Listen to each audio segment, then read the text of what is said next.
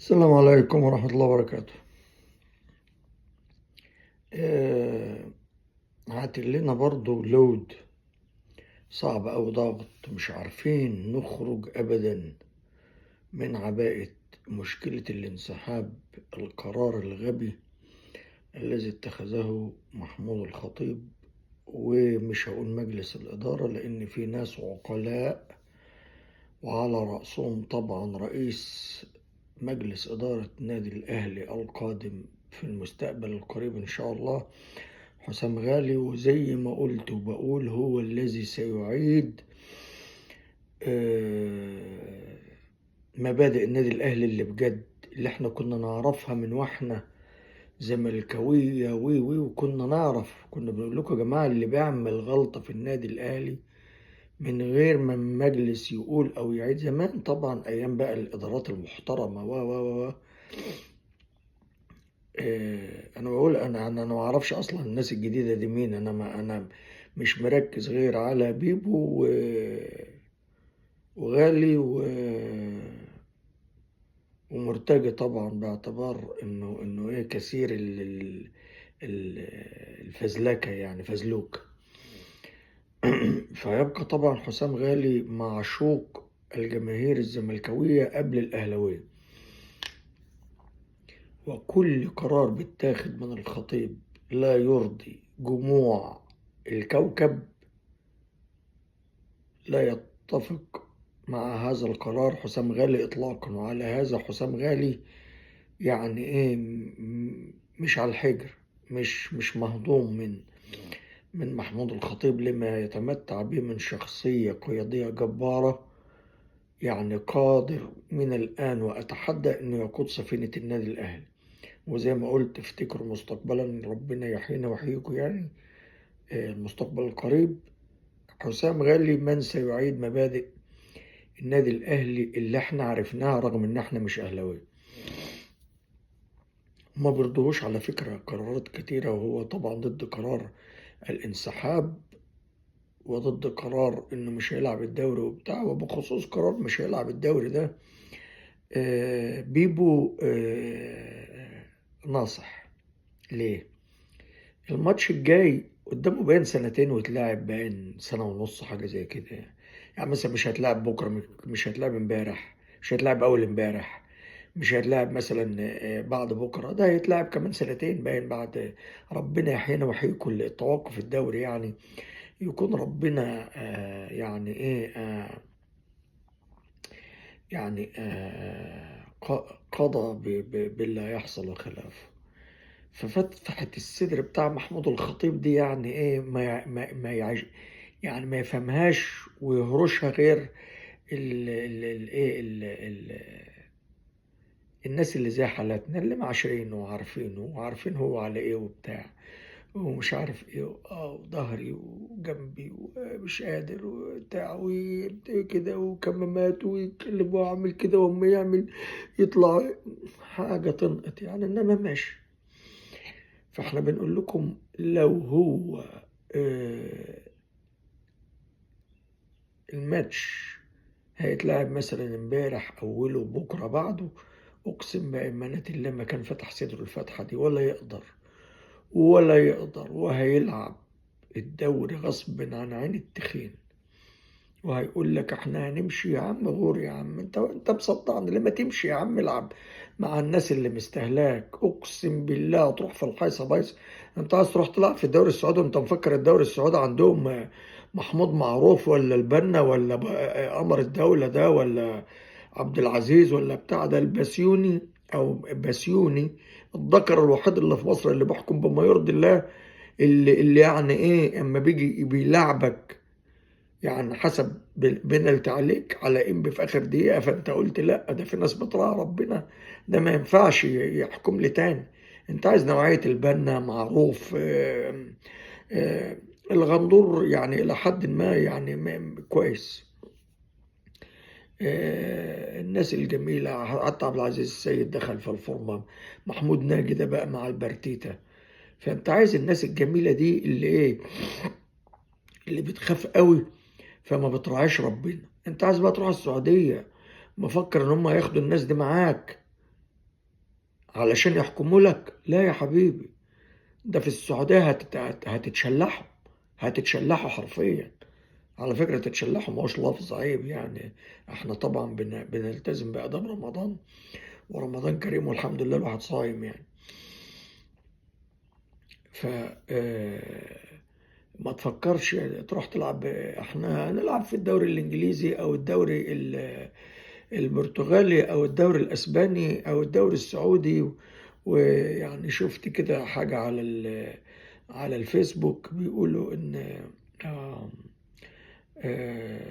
تركي آل الشيخ بيظبط الليلة علشان الأهلي يروح يلعب في الدوري السعودي. يا رب، يا رب، بحق جاه المصطفى الأهلي يرفض اللعب في مصر ويروح يلعب في الدوري السعودي.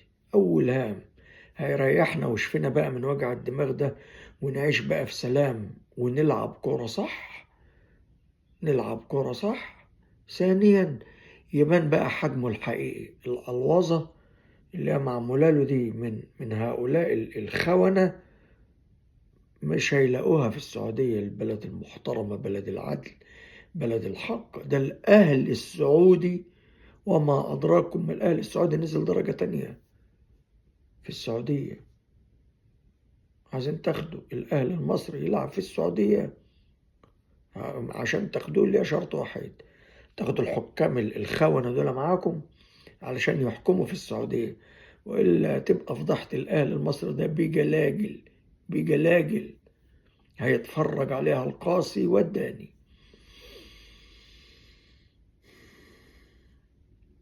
اللي مصدعيننا وطلع شبان الفرخ، فرخ شبان، يقول لك ايه؟ والمليارات اللي هيخسرها الدوري مش عارف ايه ده قميء، قميء.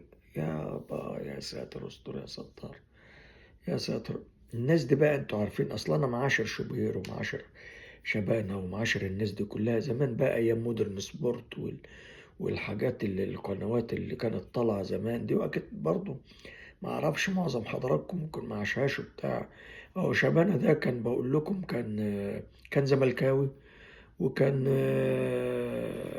بيقدم برامج، وكان مسك رئيس تحرير لمجلة رياضية كان ميدو عملها، كان اسمها مش عارف اسمها ايه، مش الفرسان، لا الفرسان دي كانت مجلة تانية ممكن، مش فاكر. آه، زمان اما كان معتدل، هو ما عرفش ايه اللي جراله، والصواميل بتاعته راحت ناحية النادي الاهلي امتى وبأمارة ايه ما اعرفش، بس اللي يحصل كده يبقى كان بيضحك علينا اصلا. هو كان اهلاوي، ما هو لا ما ينفعش بأي حال من الأحوال إن يكون هذا زي أخونا المحترم برضو اللي هو زيدان وخلافه، ما علينا.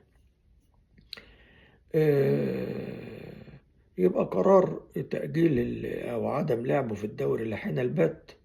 هو فاهم كويس قوي إنه قدامه سنتين والدوري يتلعب عشان الوقف الدولي ده يعني يحيينا ويحيك ربنا.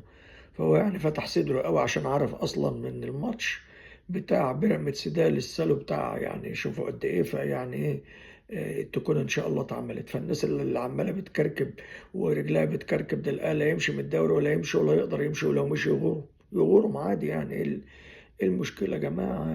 احنا عشنا وشوفنا ياما ناس راحت وياما ناس جت وياما تكيف على الوضع الجديد. عيش، هتعيش بقى في سلام في نظافه وبتاع، مفيش بقى اللبخ دوت والعنجهية الفاضية اللي ملهاش لازمة، وفتحة الصدر برضو آداب رمضان والمحاباة، مش هنقول غير دي، بتاع الحكام المصريين للنادي الأهلي وخلافه. كل ده نخلص منه بقى، ننضف بقى، ننضف. يروحوا هم بالسلامة بقى يلعبوا إن شاء الله حتى في كوالالمبور، واحنا ننضف كده ونعيش بقى في دوري جميل. ويقول لك البث والبتاع والحقوق ومش عارف ايه والرعاية. امشي انت بس، اتكل على الله وربنا عاد ما يشغلش دماغك بينا.